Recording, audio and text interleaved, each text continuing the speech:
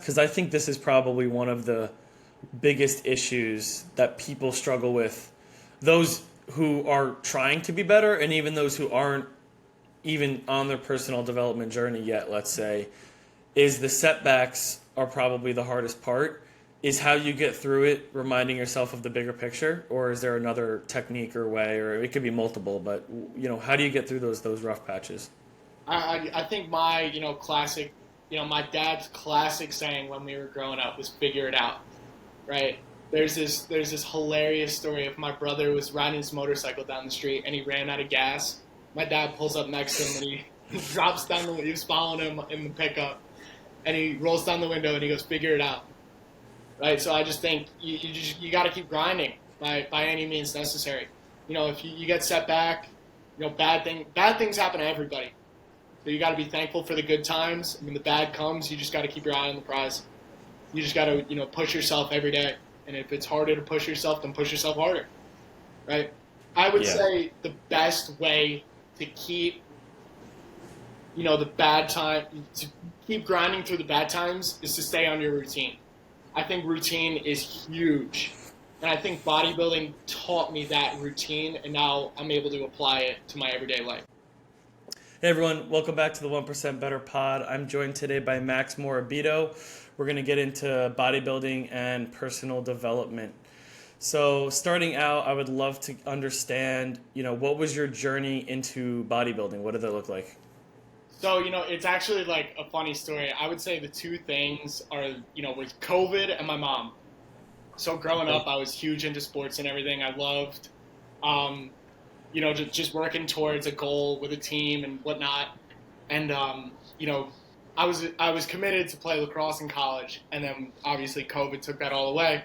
So, coming out of COVID, I was like, I don't know what to do with myself. I don't want to play in college anymore. Like, what do I do? So I decommitted, transferred schools, and then I was just lost, right? I had nothing going on. I was just doing school at home. Like I didn't even wind up going to school. So yeah. So I mean, I started working out, and I hated it. I'd put on a shit ton of weight. Can I curse? Yeah, yeah, you're good.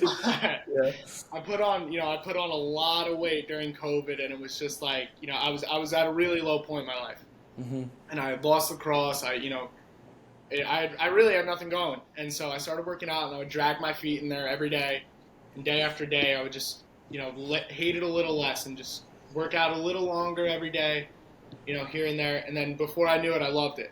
I got into the whole fitness influencer thing, fitness culture, buying the clothes and whatnot and the Mm. supplements and all that. So then, I started getting in pretty good shape. I lost like all the weight that I put on during COVID, got, back in, good shape again.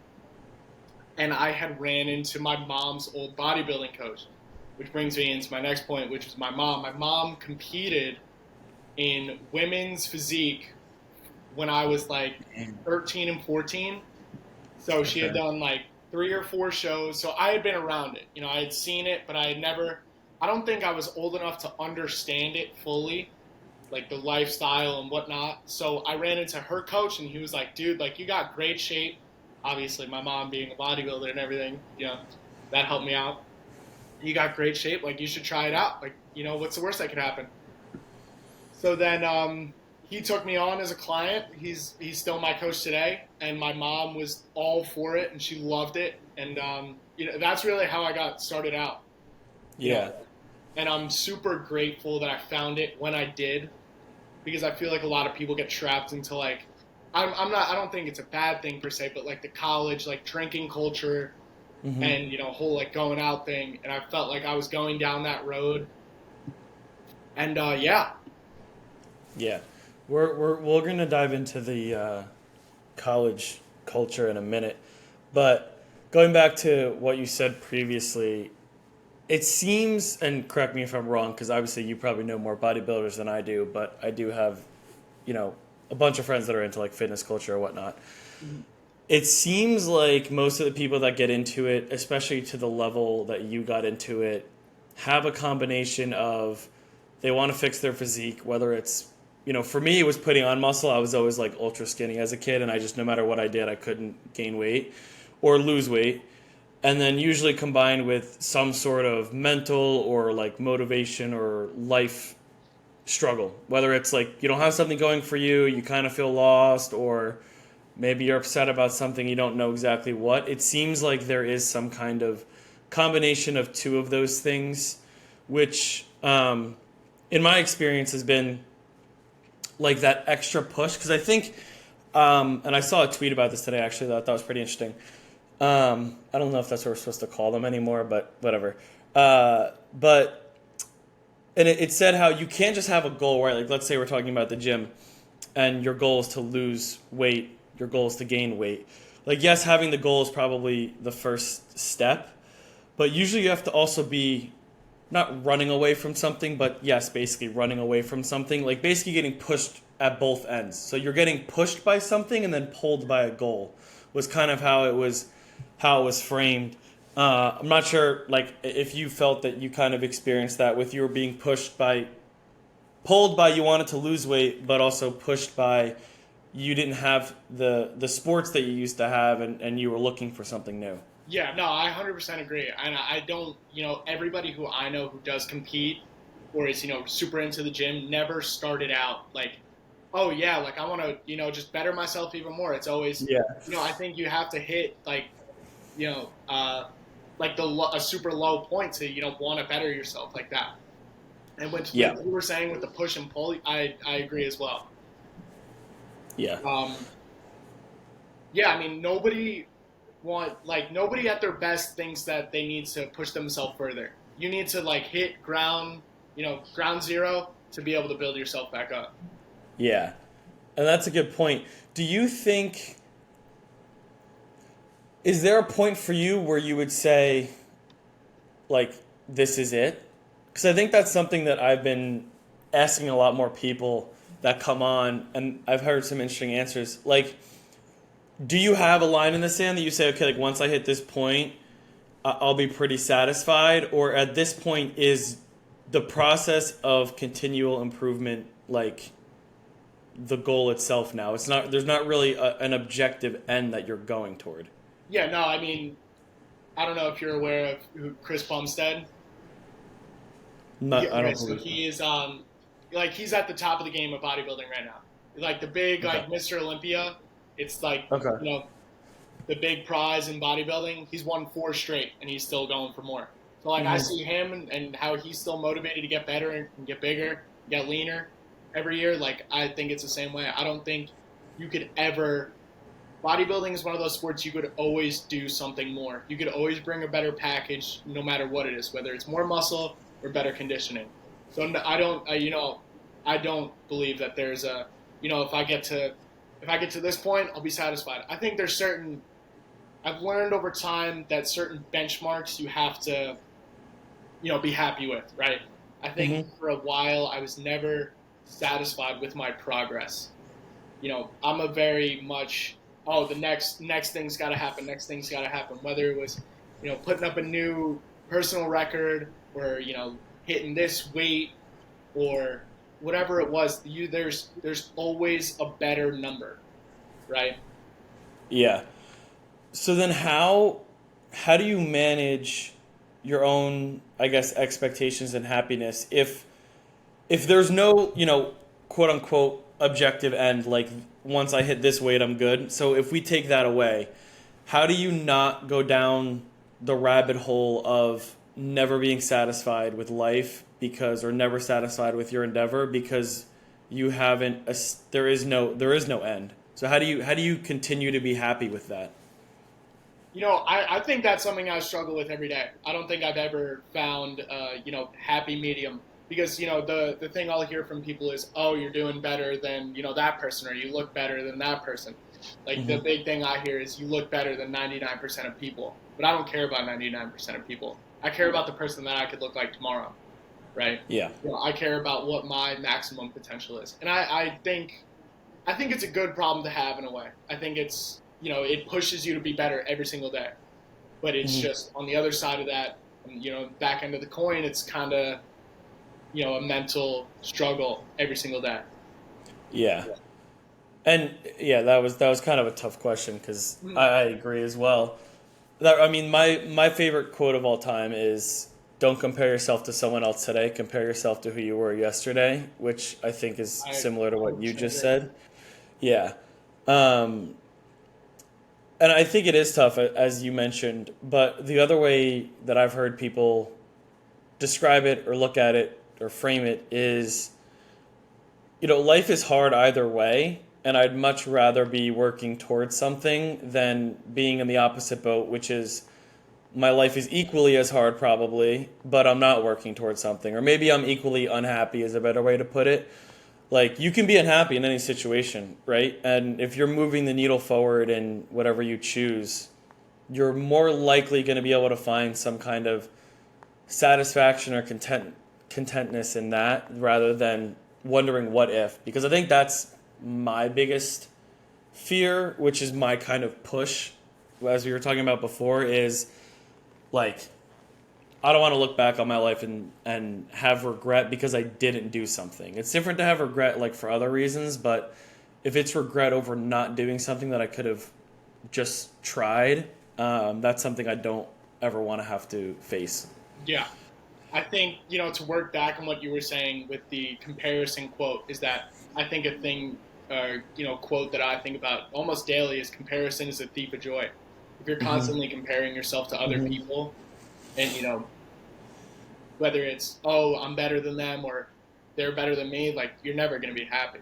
You got to Yeah. compare yourself to the person you were yesterday and the person you could be tomorrow. And another Yeah. quote would be like, you could either struggle or struggle. And you could Mm-hmm. either struggle, make yourself struggle every single day, or, in 2 months from now, you're going to be struggling, is the way that I see Yeah. it. Jim Rohn, who's I don't know if you know who he is, but he was a big business guy. I'm not sure if he's passed or not. I mean, he was like, he was talking about this stuff before this stuff was like a thing. I'm talking like, the clips of him are mostly black and white. Like, that's how old it was. Um, he talks about how, you know, there's two bills. There's a bill for trying, but then there's also a bill for not trying. And usually people don't like the bill for not trying way more than the bill for trying. So Yeah. definitely weigh those when you're considering. Um, I would like to hear, what do you think are some misconceptions about bodybuilding for the audience? Let's assume that the audience doesn't really know much. What are some misconceptions about it? I mean, I don't think this is, applicable to everybody, but I've been grouped along that, it's a conceited thing, right? And that it's, oh, you only care about the way that you look. But I think when I was, in it and, looking back, I'm really not in the whole, I'm not super into the bodybuilding anymore. I do what I can to maintain at this point, but I'm not trying to, get ready for a show anytime soon. I think looking back, like, it's really not about, looking at myself in the mirror or, the pictures that I would post on Instagram or this or that. I felt that I was my best self when I was in the process of it. I feel like everything made sense. It gave everything a structure. Every day looked the Mhm. same, right? So any complications that life threw at me, it was just, you just got to go through it. Like there's nothing that could stand in my way. Is what I'm trying to say. And I Yeah. think I apply that to my life now.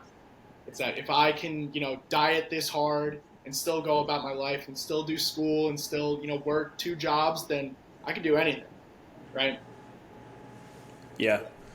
What do you think that your journey with working out, let's say, let's put the bodybuilding on a shelf for a second and just focus on like the actual whole process of working out, fitness in general, right?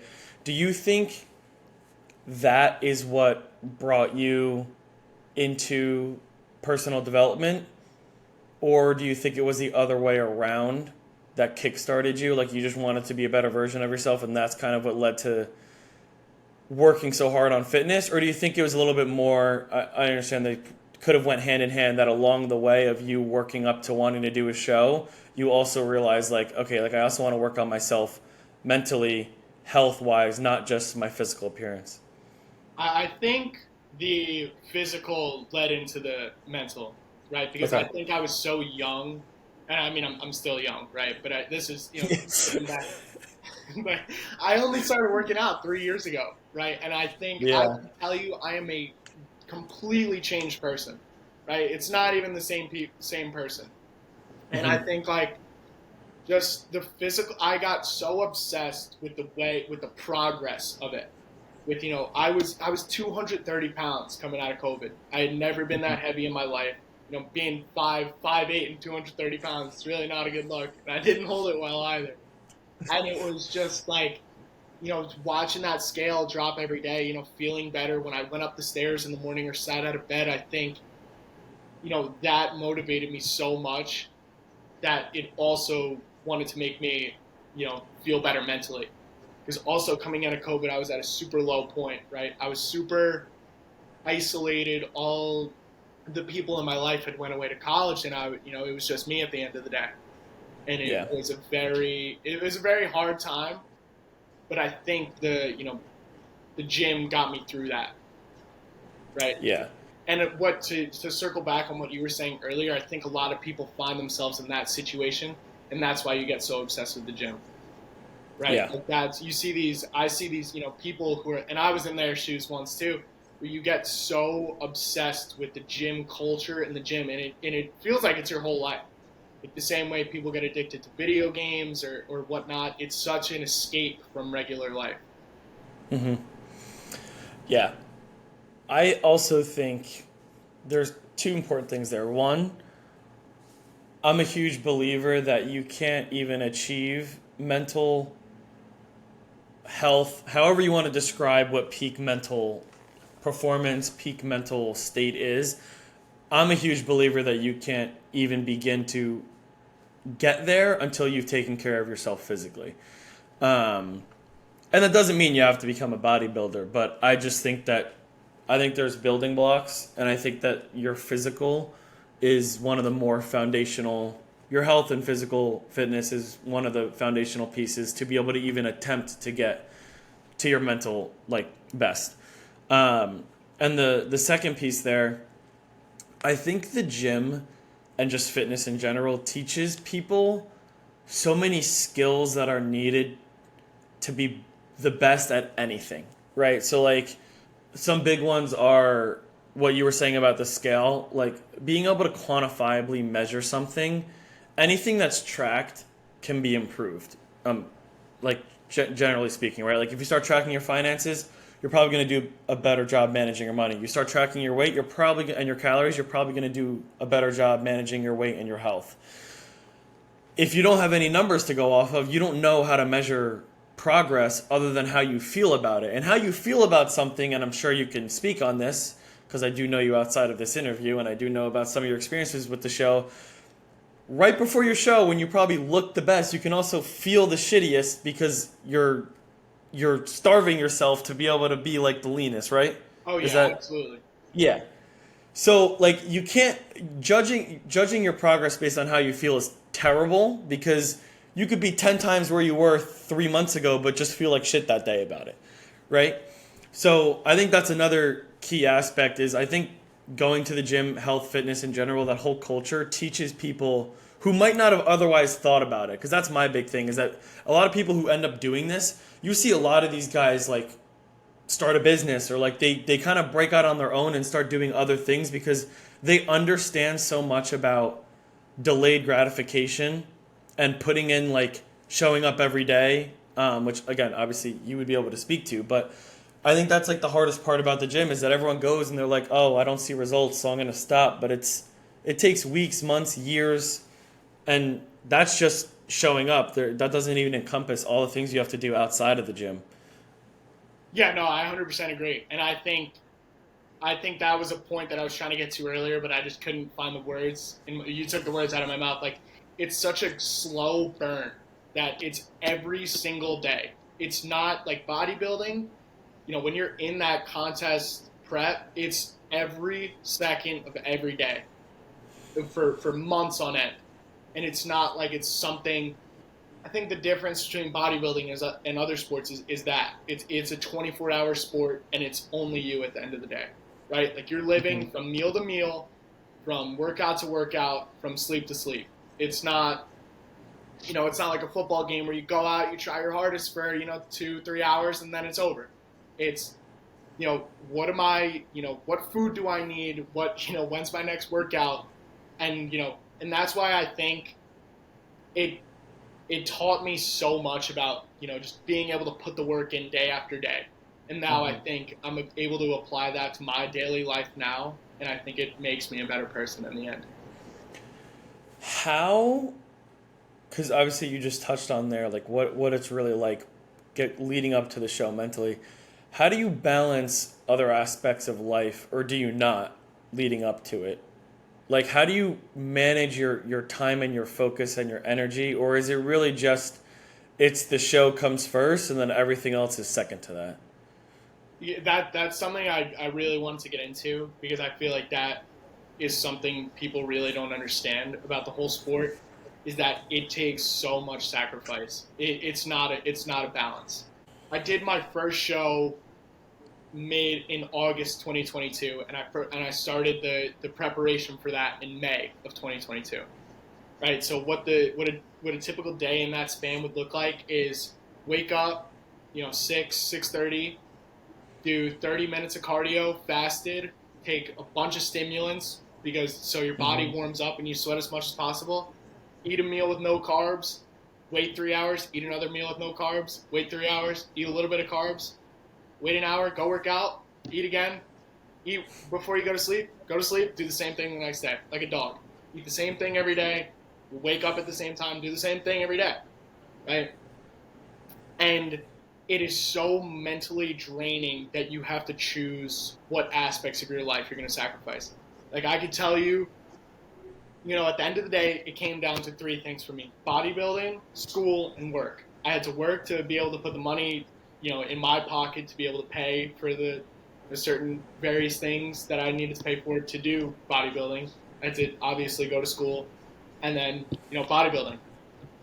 And where I found the sacrifice had to come was like my social life, right? So I lost a lot of friends in that time, just because, like, you change, you don't come around anymore. And it's like, I couldn't, right? You don't have the energy or the mental energy to go out and spend time with other people. So I think that's, to answer your question, the sacrifice does have to come somewhere, and you have to pick where it is. There's no perfect time to compete, right? It's either going to be, and you got to handle your everyday, tasks first, and then comes bodybuilding. So for me, it was school, work, bodybuilding, and then, that was it. Yeah.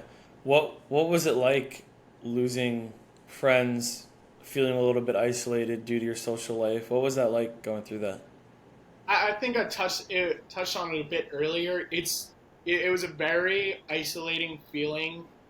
Not really losing people, because the good people stay around, right? I think like my best friends, they completely understood. They were there for me. They were, you don't want to do anything. I get it. If you want to talk, you don't want to talk. I get it. I think it just leans out the people in your life that you don't need, and I think it paints a clear picture of who's really there for you, right? So I think in the moment, it's very hard to see that. Like, I couldn't hang out with my friends who, want to do the whole going out thing, just because, I can't go out and drink. I can't eat the food that they're eating, right? But I think it leaned those people out of my life for a good reason in the end. But it's definitely hard to see that in the moment. Yeah. And I guess we can dive into this a little bit more. Um, I think that, to your point, definitely the good people stay around. I think you probably learned a life lesson pretty young, but I mean, your circle just gets smaller when you tend to focus on things that really matter to you, because there are a lot of friends that are just there for the fun, there for the ride, but then the second it seems like you might be going somewhere that they're not even thinking about, for whatever reason, they can get turned off by that and distance themselves, whatever they want to blame it on. But the reality is they probably just couldn't keep up, didn't want to keep up, whatever you want to pin it on. Which kudos to you for getting through that, because that can't be difficult, especially COVID obviously probably made it 10 times worse. But I mean, definitely the time period that you were in, late teens, early 20s is kind of brutal to go through that. But I think that touches on another point, which is, to your point, sacrifice is just necessary. Like, it wasn't even, it's not a question. Like, you needed to choose something to sacrifice, which I think a lot of people think they can get around that almost. And this applies to bodybuilding. I don't know anything about bodybuilding specifically, but health in general or other aspects of life, right? Like, I think in today's world, people think that there's a shortcut or a way around having to sacrifice. But I mentioned this with a previous guest, but you can't, and he actually, this is his quote, I'm borrowing his words, so shout out Jacob for this, but like, if you do what everyone else does, you're setting yourself up for a normal life, right? Like, if most people don't sacrifice, yes, fine, you can go through life without sacrificing, but you're going to wind up where everyone that doesn't sacrifice winds up. And is that a place you want to be? And you have to answer that honestly to yourself, because if you don't want to go through the sacrifice, you're not going to be able to do it. But that is the reality. Yeah. I don't know if you agree with that. I agree, and I think you sacrifice for what you're passionate for, right? And at that point, it's not even a question.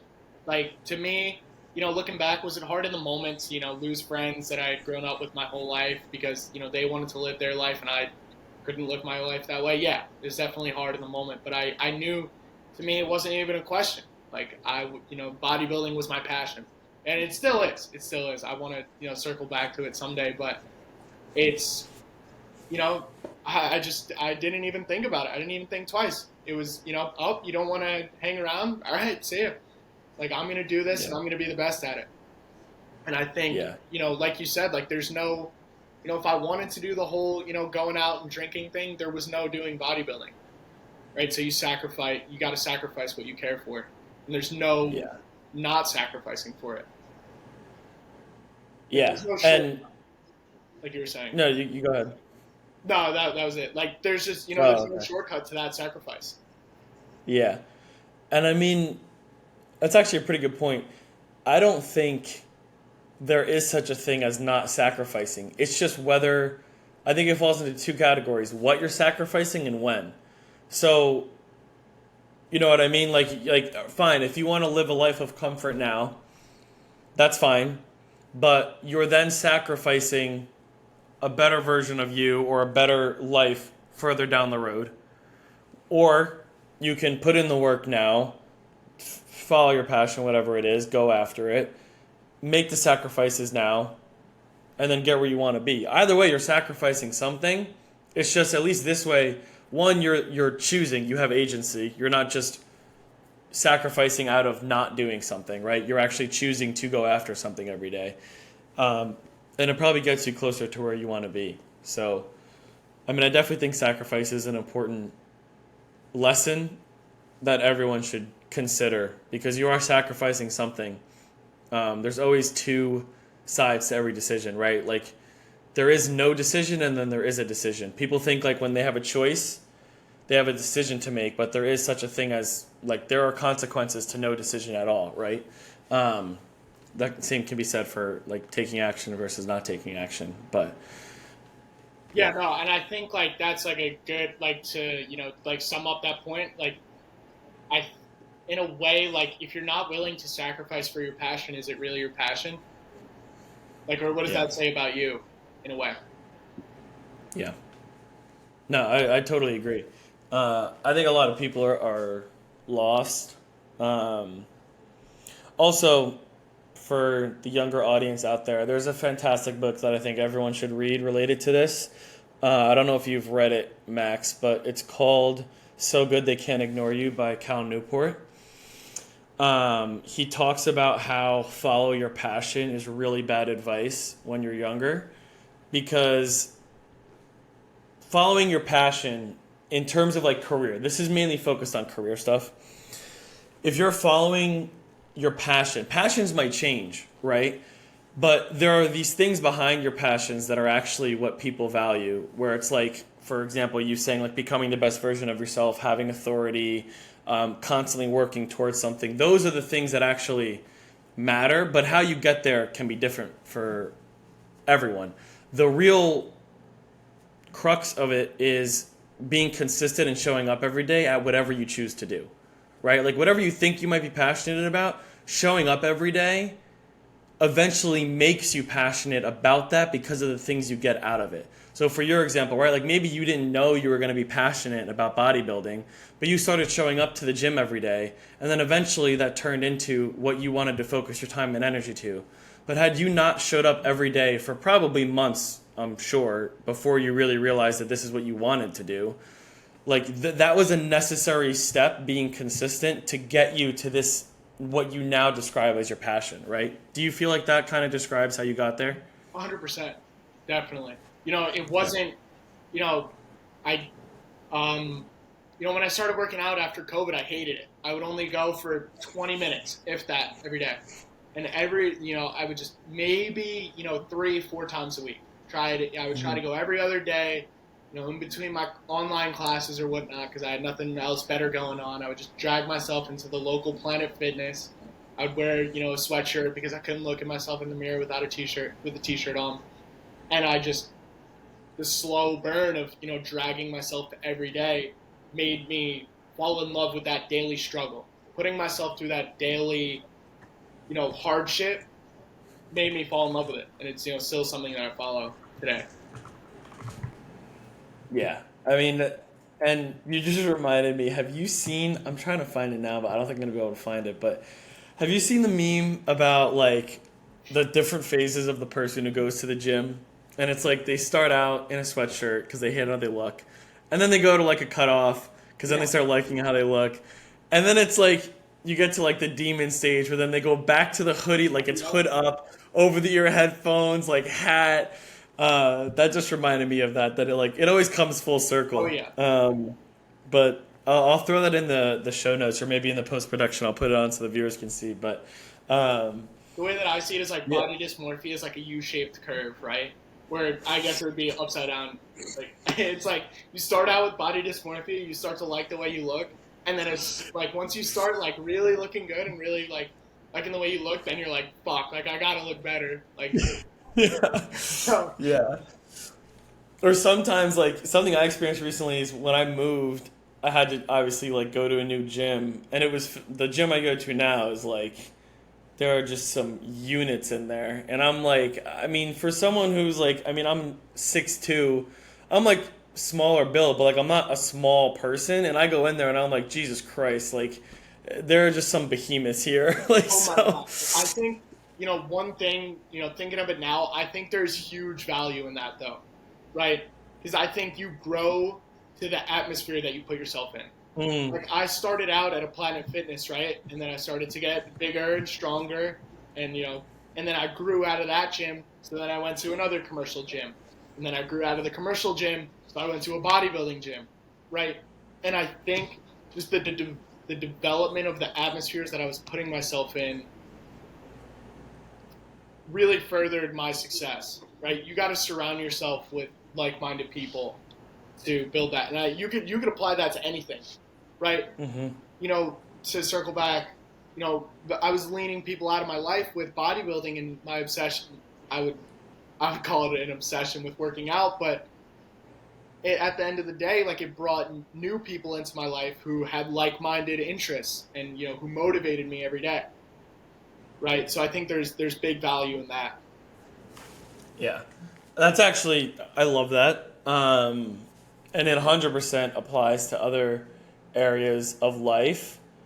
I think there's a common wisdom or common saying, you should always aim to be the dumbest person in the room. Not in the sense that you want to be dumb, but you want to surround yourself with people who are at the next level so you can get there. Like, if your 4 closest friends are millionaires, chances are you're probably going to be the 5th millionaire, right? Uh-huh. If your 4 closest friends are bodybuilders, chances are you're going to be the 5th bodybuilder. If your 4 closest friends are drinkers, chances are you're going to be the 5th drinker. So your circle definitely determines your outcome. At the very least, it will influence your outcome. Maybe it's not a hard and fast rule, but it would be pretty difficult to get to the upper levels of success if you're surrounded by people who aren't focused on that, talking about that, thinking about that on a daily basis. So I completely agree with you. What do you think was or is the most challenging aspect of personal development? In my personal case, I would say, two steps forward, four steps back. It's not. I don't think it's a linear progression, Mm. right? I think it's you gotta take the good with the bad and the bad with the good, right? I see myself, going throughout my daily life, and I'll have a good week, and then a bad 2 weeks, and then a good 3 weeks, right? But I think it's just you got to keep getting better every day. If you just just push yourself that extra, there will be days you don't want to get out of bed, but if you just push yourself that extra 1%, I feel like that's what it's all about, right? So Yeah. I would say Yeah.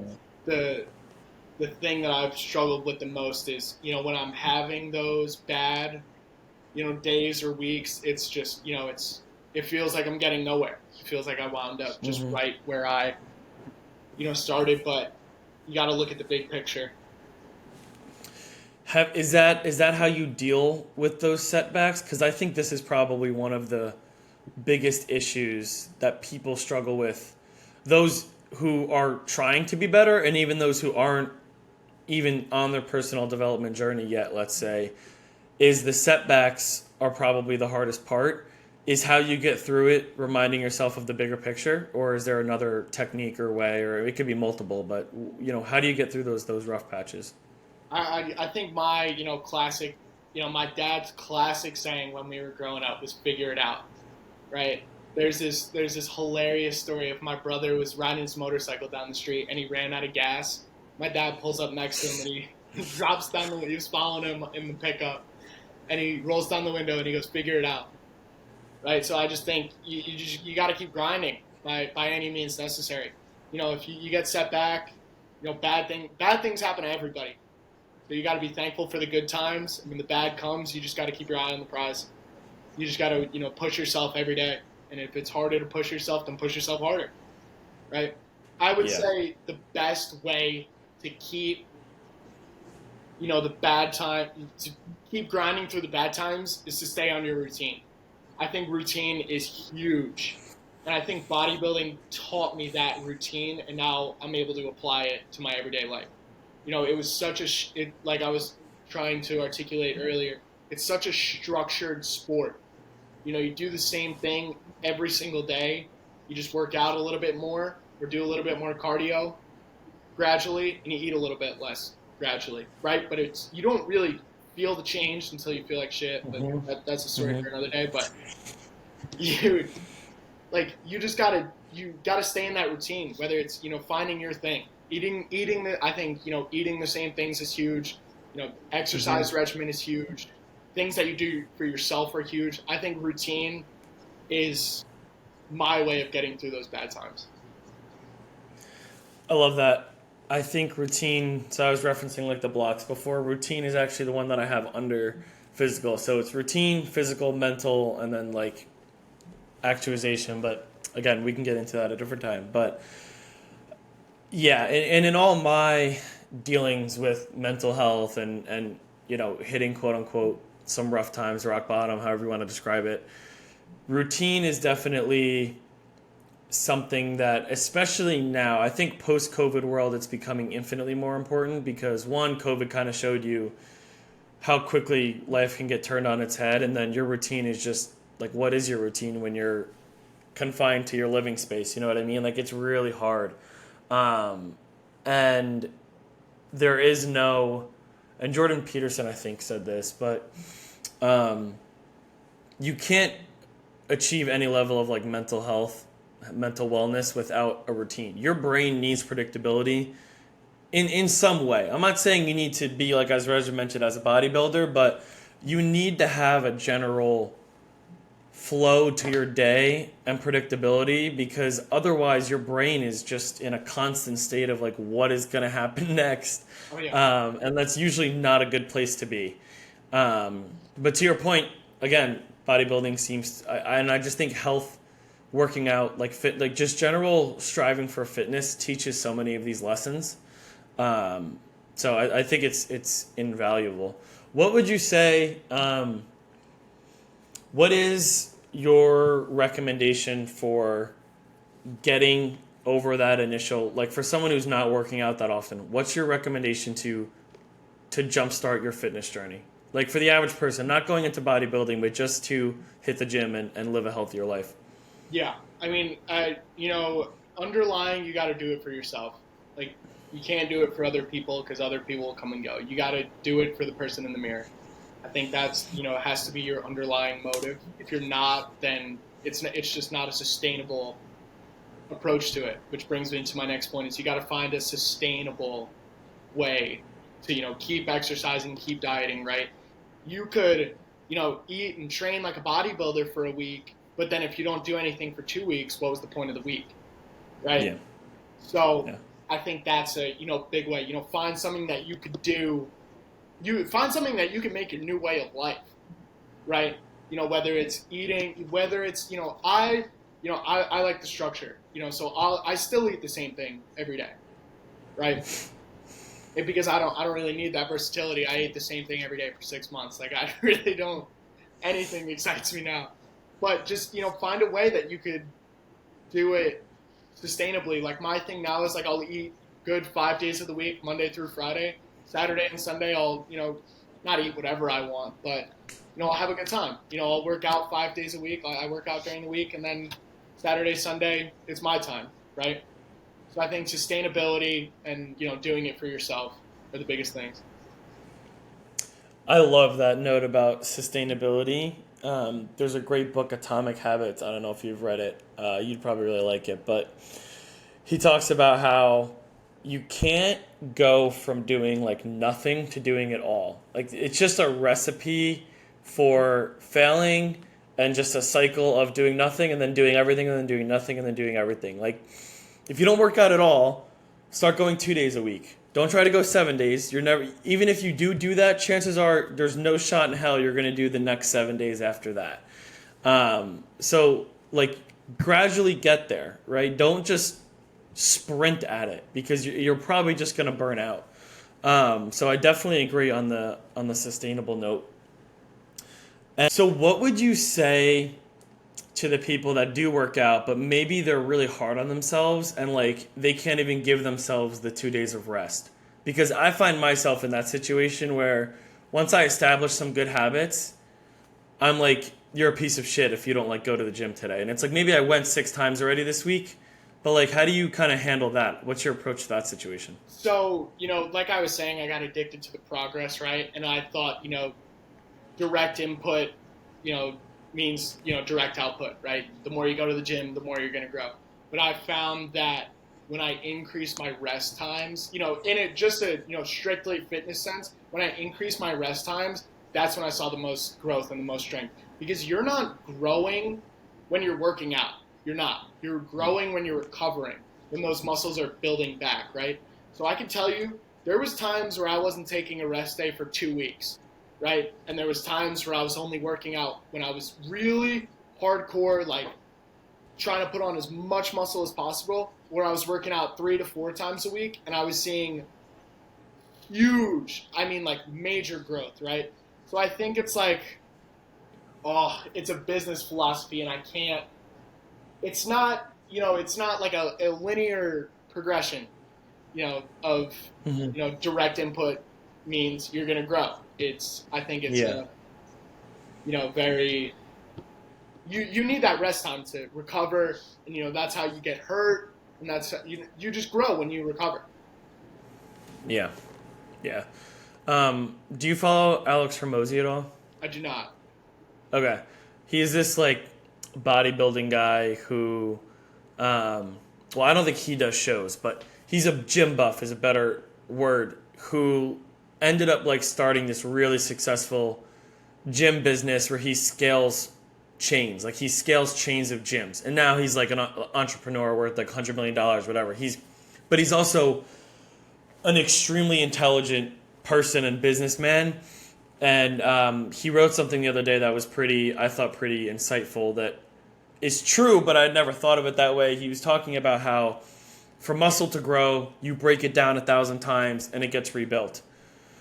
for your like mental strength to grow or emotional stability to grow, you know, you need to get broken down 1,000 times and build back up.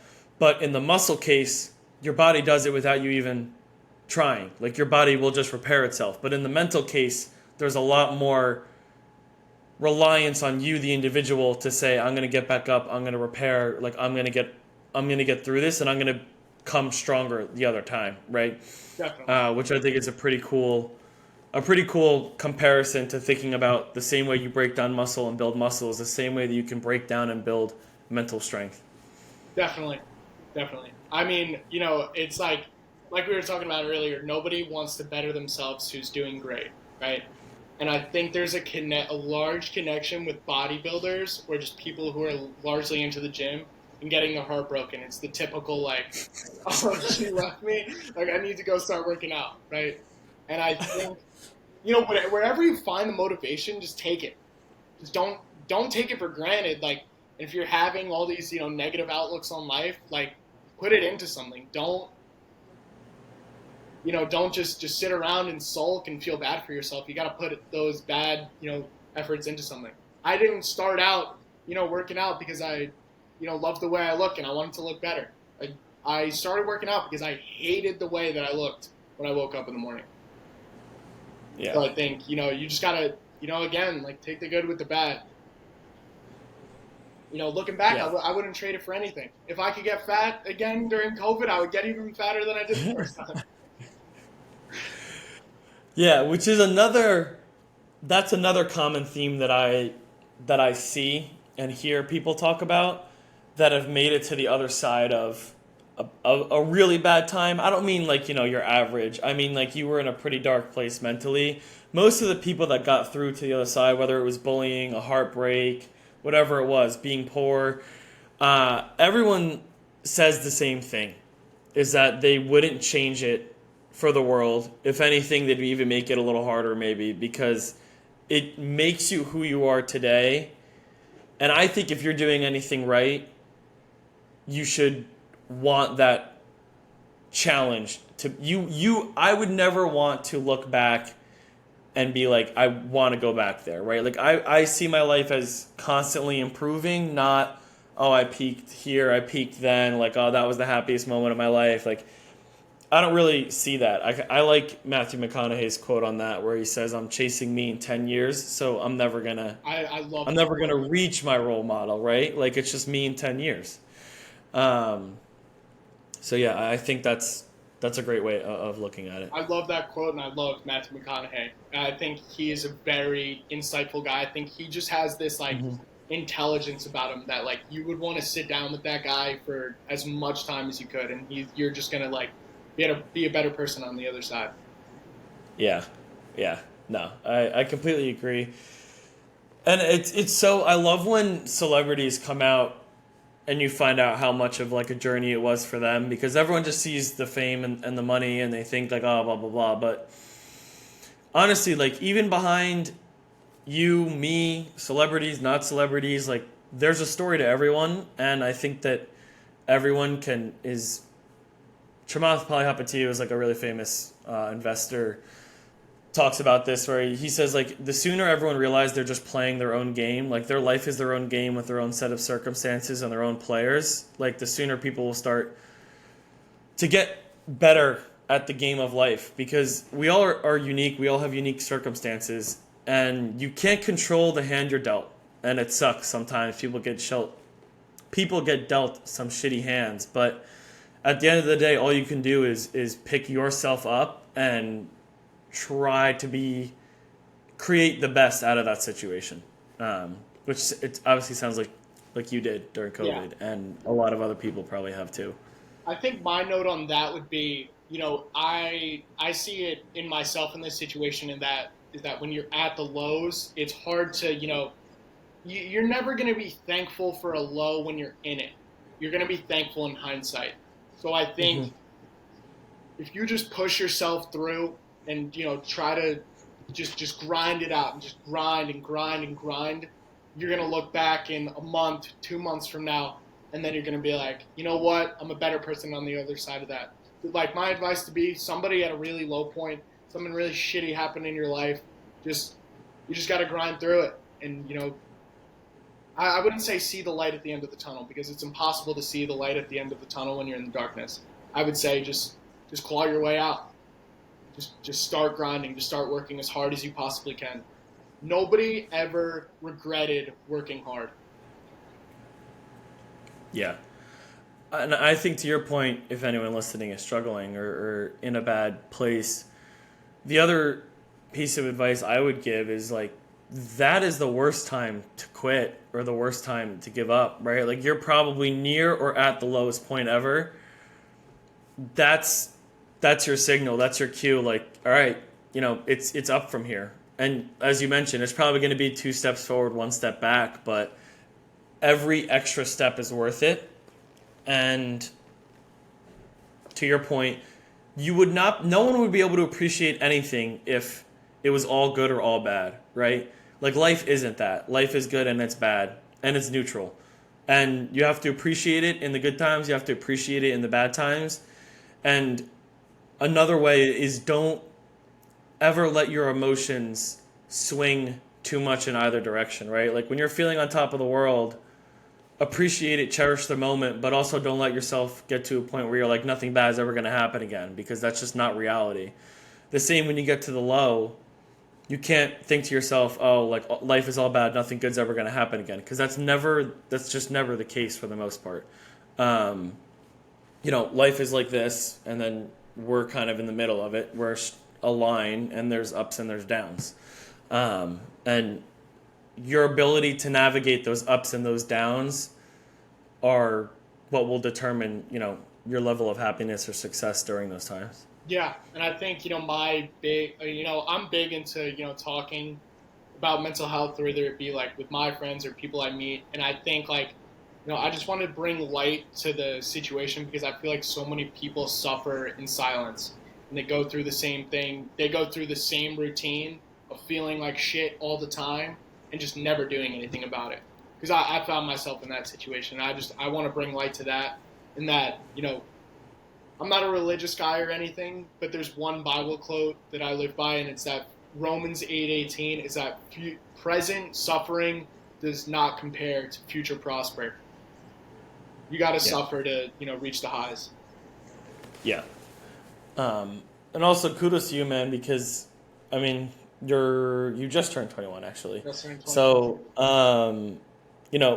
to be so thoughtful about it and vocal about it, I think is really great, because I think these issues impact our generation the most to a degree. I think that it's been kind of rough for, especially young kids who might not have the guidance that they thought they would have, or might not have people to talk to.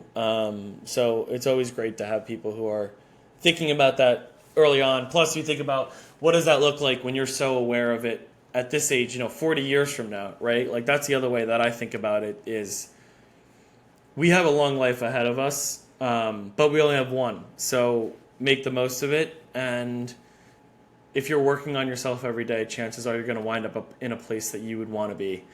And I love that quote from Romans, which just goes back to the sacrifice motif, which, again, I think is just critical, because you are sacrificing whether you think you are or not. So you might as well be sacrificing for something that's worth it. On this topic of mental, health and mental struggle, what does that process look like leading up to a show? I'm sure it gets pretty difficult. I'm sure mentally it's very challenging. What did that look like for you, and what were some of the ways that you got through it? Yeah. So, I mean, I think, where I, looking back, like, where I got that routine from is from bodybuilding. Where I found how to push myself so hard was from that, and it's because it's the extremes of both, right? Every day looks exactly the same, and you're pushing yourself harder and harder each day. You feel worse, drastically worse and worse each day. So, like, as you lose weight, you're gonna feel worse. As your body fat gets really, really low, everything starts to go with it, right? So, mental, hormonal, physical, everything starts deteriorating as you get closer and closer to that day. So I found that at, like, the 4-week out point, when your calories start to get really low and your body can't produce the hormones, you start to get all over the place. I was super, because if you're not it's a whole nother topic to touch on, but if you're not taking any drugs, your body has no way to regulate hormones. So your estrogen gets really high, but your testosterone gets really low. So it creates this imbalance, and you don't know how to control your emotions. So you feel the lowest of lows. There would be mornings where I would wake up and I would just cry. I didn't even know why. Just something like I would stub my toe, and I just like couldn't handle it emotionally to be able to like get over that bridge. And it's like it's such a struggle, and you don't even know what's going on. Right? It's such a mental battle and I think pushing through that taught me so much about myself, because I had that mental fortitude to push through those emotions, push through feeling like such shit day after day, that, I was able to push through to the other side of that. I stand by it that the best part about bodybuilding is being done with it, being over. Because like that show day, it's more, the significance of it to me is like it's done, like you completed the process, like you set your mind to something and you completed it. So I guess to circle back, like if you know a bodybuilder, like somebody going through a contest prep, just like give them a hug, man. Like it's such a brutal time. It's like you wake up and like everything's gray. You eat the same foods with no seasonings, no sauces every day. I was measuring my salt. I was 19 years old. I had the food scale out with the salt shaker. Everything that I ingested in my body was weighed and measured for 6 months. It's just like, I don't think people understand and appreciate how much goes into it, rather than, other than the people who have done it. The only people who will understand are the people who have been through it. So, I know there was a lot. there's a lot to unpack. Going back to the estrogen testosterone thing, Yeah. there's no way around. Like, there's nothing you can do to like counter. Like, it's coming. There's nothing you can do to counteract it. Basically, Everybody reacts in different ways, right? So I think I did 2 shows back to back, and I prepped for 26 weeks the first time, 14 weeks the first time, 14 weeks the second time.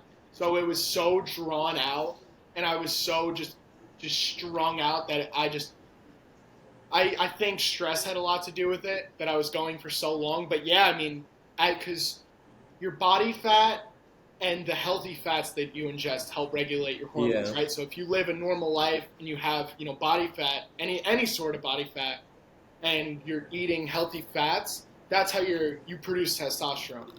I don't know how the whole endocrine system works, but I just know that I felt like shit because I wasn't eating a lot of food. But yeah, I mean, and it's so weird because I don't mean to get too in depth, but it's the same things that happens to females when they're on their periods. So like the way that my mom described it is that it's like being on your period for 2 months long. Mm-hmm. And it's such a battle, and you're all over the place, right? You would get these manic feelings of just energy, and like you feel like you could run through a brick wall, and then 10 minutes later you're crying because a grain of rice fell on the floor. And I don't think people, especially on the natural side of things, like not taking any drugs, I don't think people really appreciate how hard it really is. Yeah.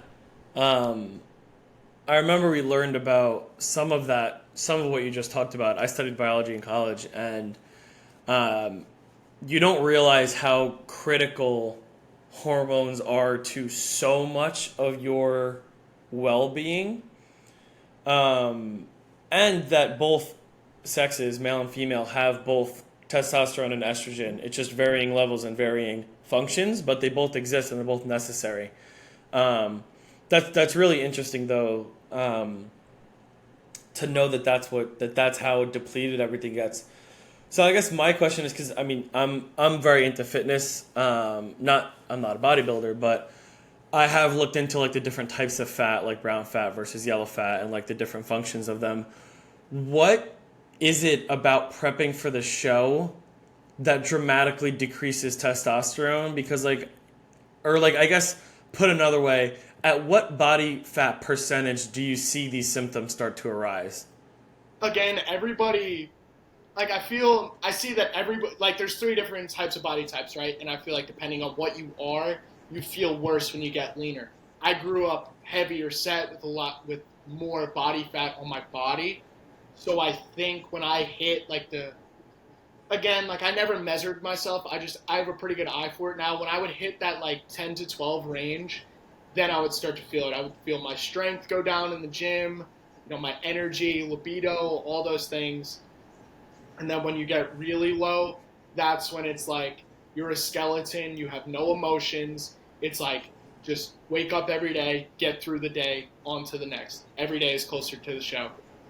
And yeah, I mean, I don't think anybody who's not prepping for a show should ever get down to single digits body fat. I would highly disapprove of it. It's just horrid. It's terrible. I don't know why anybody would want to do it. You haven't met him yet, but one of my best friends from high school, Chase, he, similar to me, like just very into the gym. Neither one of us, does shows, but both of us are just very much into working out and fitness. And he said that exact sentence word for word because he's very similar to you in the sense that, like, he has gone to those extremes of fitness where he has gotten into single digit body fat percentage, and he wasn't even prepping for a show, and he's like, it is just not worth it. Like, no one should do it. He's like, it just, you feel like shit, you're angry at everyone, and it's just not worth it. So I've definitely heard that from multiple people. So if you're in the audience, unless you're a bodybuilder, stay above 10%. Oh no, 100%. I lost my train of thought. I forgot what I was going to say. Yeah, I mean, you just feel horrible. Like, once you get into those single digits body fat, it's like, not only, I think I felt worse mentally than I did physically. Because, as you lose body fat, your joints and your muscles have less insulation, is like how it's been put to me. And like, you feel all of your muscles like contracting, like in a bad way. Like, you feel them like moving and your joints hurt. I got so lean that I would stand up. I would stand on the wood floor and the pads of my feet would hurt because I would feel my bones on the ground. And you're cold all the time. It's just. Yeah. Yeah. No, that doesn't sound very fun. Yeah. No. I'll tell you that much. This has been great, man. Do you have any parting words for the audience? Anything that you didn't get to say that you want to share with the listeners right now? I think if you're going to take anything, somebody going through a hard time, just, keep the people who you love and who love you around you, and just take it for granted, right? Just don't stop working hard. People in a good situation, don't take it for granted. Appreciate the now. What would you say, not to drill into this, but what would you say to people who maybe don't have a lot of loved ones around them and the main thing they're struggling with is feeling alone? Well, I think at certain points in your life, you're meant to be alone. And if the person that you're with is the person in the mirror, then so be it. I think, again, I'm not religious, but I think, God puts you in a position. If you're alone, that means you're meant to be alone. It means the person that you're meant to be around is yourself. If you're around a bunch of people who love you, then you're supposed to be there in that moment. Dude, I mean, if I could physically mic drop right now, I would, because that was honestly the best response I could have envisioned coming out of that question. But thank you for all this. I really appreciate the time. For anyone curious, in the description, I will link down to Max's Instagram and anything else you want included in there. So go check it out, give him a follow, and really appreciate the time. Of course, man. Thank you for having me. Appreciate it. Yeah, of course. I did not mean to leave. What's up? Thank you to everyone who made it to the end of the episode. I hope you enjoyed our conversation. If you enjoyed this, please feel free to share it across social media using the hashtag 1%BetterPod. And whatever platform you're listening to, if you could leave us a review, it greatly helps us reach new people so that we can expand our audience. And if you are on Spotify, check out the Q&A we have. Every episode we have a new question there. In the show notes, I have links to my personal website with more content and our newsletter. I hope to see you all on the next pod.